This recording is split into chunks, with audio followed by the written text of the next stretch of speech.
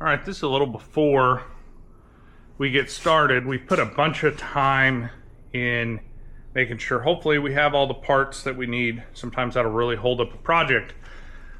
But you can see previous videos here on the channel where we diagnosed this. Cylinder 1 here had a mechanical misfire. Wasn't something that a spark plug or an injector or something would take care of. We actually had a chunk missing out of one of the valves. So we sent the heads out to get reconditioning. They actually needed quite a bit of reconditioning, but thankfully the machine shop did a excellent job. So this is bank 1. And right in here, we got a new valve put in there. They decked everything for me. They vacuum checked the rest of them, cleaned everything up, basically disassembled the entire head, got everything looking brand new again. Great service. Really went kind of above and beyond for me on this one. So very happy. They also controlled the cost pretty well. This head we did because you should do everything. You know, if you do one side, you need to make sure the other side's in kind. But when we pulled this apart, this chunk of the functional cam cap and the bucket that holds the high pressure driven oil pump, fuel pump that goes here, whoever had been in here before, and I found a lot of things that somebody had done in here before, but this whole portion right here was broke off and gone. It wasn't in here, so it's not like it broke off. Somebody assembled it that way. And so thankfully my machine shop did a killer job, and they actually aluminum welded this and built it all back up and then machined it back down to where you really can't tell. I mean, I can tell because I know that I'm looking for an issue that was fixed.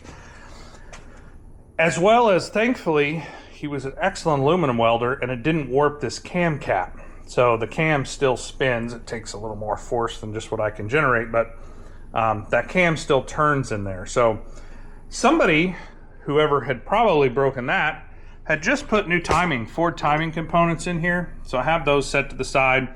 We'll be able to reuse and save quite a bit of money since somebody's already just put timing components in here and broke and created me some more work. We did have the manifolds decked.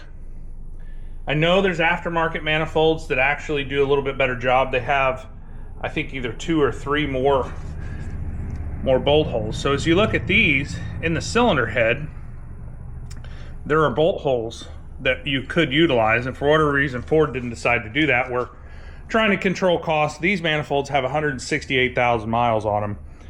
They lasted that long. I've had them decked. You know, there'll probably be another 100 and some thousand out of that before you have an issue with this. So not super worried about it. It did have 3 different style spark plugs in it as far as like brand and manufacturer. So we got a set of spark plugs. We did have some issues with some hoses. I'm sure as heck not going to do all this work and then worry about a weak hose blowing out and overheating. So a couple bucks there. The water pump somebody's just put on, so we're reconditioning it, making sure it's in good shape. We have new Ford factory. These are very cheap from the Ford mothership. Quick connects. This is a very common area that you have a coolant leak. So there are certain things I'm okay reusing or refurbishing, and certain things I'm not. And these are one of the things I'm not, because I don't want to go back in here.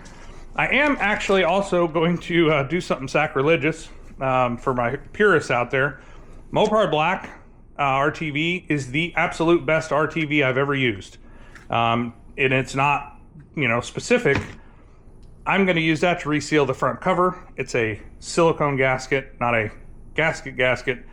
I have better luck with this. So that's the RTV we're going to use on the front cover. We do have 2 new factory Ford valve covers. Both of them were broken previously from whoever serviced it. We also had some missing bolts that I need to round up where they lightened the load over there and didn't put all the bolts back in it. If you're doing this ever and you're on a 3.5 EcoBoost, there is a ton of heat right here in the valley of the engine, this is the fuel rail. And so you'll probably need the wiring harnesses, because the detent in here, let me get one, I took this one out already. The detent that retains the clip on there will break. And so that's a pretty common thing. We are ARP head studding it. I'll do a more in-depth video on it. Got the head set right there. So this is kind of the calm before the storm. I've been waiting on all these parts. This is some of the damage that was done. And you can see they knew they had done that damage, by the way, by the excess of silicone. Whoever the last person that was in here, they probably spent $50 in silicone. It was an amazing amount. They actually broke where the tube seals seal in this one. So that's why they're sitting there. And that's why we went with new factory Ford valve cover. So I've been waiting on these parts for a while. So we're gonna reuse the timing components that whoever just put them on there, because they're all pretty well brand new. Had the heads redone, sent the injectors out. I am waiting on those. I'm hoping they're gonna be here today. Sent those to Injector RX in, I think, Houston, Texas. They were very prompt and very good on the phone. Checked out the turbos.